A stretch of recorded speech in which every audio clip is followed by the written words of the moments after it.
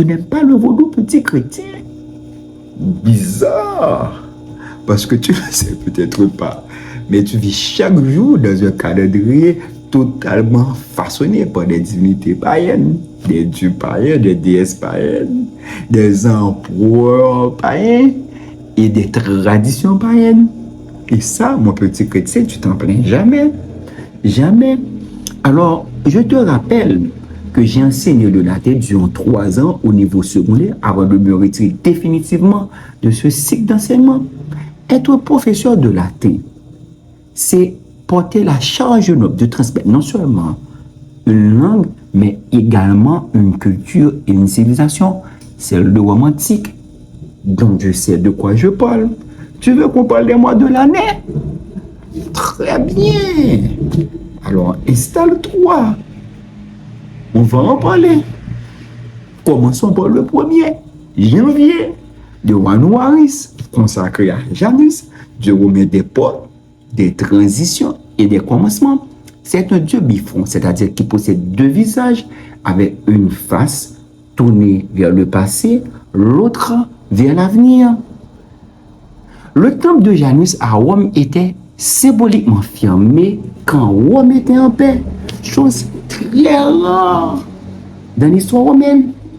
D'après les sources historiques, notamment Titus Livius dit Tite-Live, Caius Quintilius Tranquillus dit Sueton et Marcus Velleius Paterculus, le temple de Janus n'a été fermé que 3 fois durant toute l'histoire de la République romaine et les débuts de l'Empire, tant la paix était considérée comme l'état normal de la cité romaine. Les Romains résumaient d'ailleurs leur philosophie militaire par une maxime célèbre: civis pacem, parabellum. Si tu veux la paix, prépare la guerre. Donc, la fermeture du temple de Janus, symbole de la paix, demeurera un événement exceptionnel survenu seulement sous Numa Pompilus. Le 2e mois légendaire de Rome, 8e siècle avant Jésus-Christ, une paix fondatrice en 235 avant Jésus-Christ, après la première guerre punique sous le consulat de Titus Manlius Imperiosus Torquatus, et en 29 avant Jésus-Christ par Caius Julius Caesar Octavianus, dit Octavien Auguste, après sa victoire sur Marcus Antonius, Marc-Antoine et Cléopâtre, symbolisant le début de la Pax Romana. Continuons avec février de Februaris, nommé d'après Februar, fête romaine de purification.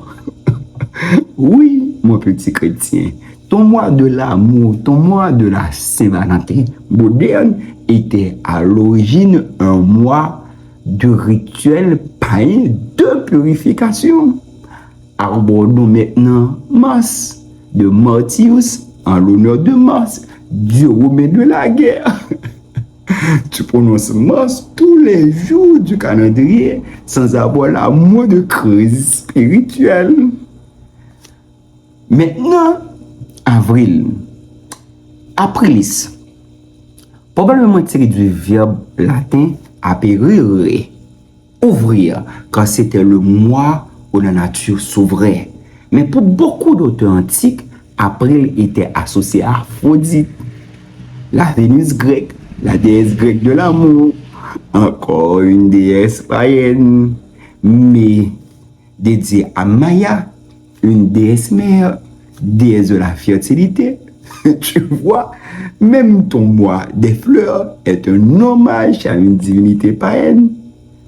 Juin, maintenant, de Junius, en l'honneur de Junon, reine des dieux, protectrice des femmes, de la famille et du mariage. Et ensuite, eh bien, mon petit chrétien, le christianisme disparaît complètement du calendrier.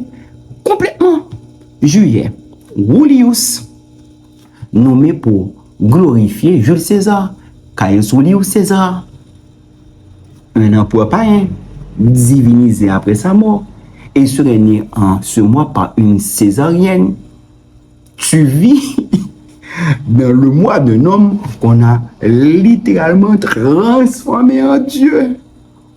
Août Augustus, nommé par Auguste, Caius Julius César, Octavius Augustus, premier empereur romain, lui aussi divinisé. Tu vis dans le mois d'un Dieu impérial. Septembre, septième mois chez les Romains. Octobre, huitième mois chez les Romains. Novembre, neuvième mois chez les Romains. Décembre, dixième mois chez les Romains. Si tu sais compter en latin, tu trouves et tu remarques ça très facilement. Ou nous autres 13, 14, 15, 5, septembre, octobre, novembre, décembre. Les 4 derniers mois ne sont rien que les restes de vieux calendrier romain qui commençaient en masse. Aucun de ces noms n'a quoi que ce soit de chrétien, mon petit chrétien. Pas un seul. Alors, dis-moi, petit chrétien, puisque tu veux purifier la culture, tu vas faire quoi? Tu vas baptiser les mois. Alors maintenant, parlons de ta fameuse purification culturelle. Tu veux bannir tout ce qui n'est pas chrétien? Très bien. Allons jusqu'au bout. T'es prêt? Voici le futur calendrier chrétien purifié selon ta logique. Eh bien, qu'est-ce qu'on va avoir? Janvier devient Jésus commencement. Février devient Jésus purification 2. Mars devient Jésus guerre non violente. Avril devient Jésus ouverture spirituelle. Mai devient Jésus fécondité sacrée. Juin devient Jésus famille et mariage céleste. Juillet devient Saint Concile numéro 1. Août devient Saint Concile numéro 2. Septembre devient mois de Jésus 7. Octobre devient mois de Jésus 8. Novembre devient mois de Jésus 9. Et décembre devient mois de l'incarnation non négociable. Voilà. Ton année réinventée. Mais c'est une catastrophe linguistique. Un cauchemar administratif. Un calendrier digne d'un mauvais sketch. Mais au moins, tu n'auras plus un seul Dieu païen de ton agenda. Alors, petit chrétien, oh pardon, petit chrétien, je me méprends souvent sur les termes en raison du fait que le premier découle du second. Tu veux vraiment vivre dans ça? Ou préfères-tu continuer comme tout le monde à utiliser tranquillement ton année romaine, grecque, païenne, sans embêter personne?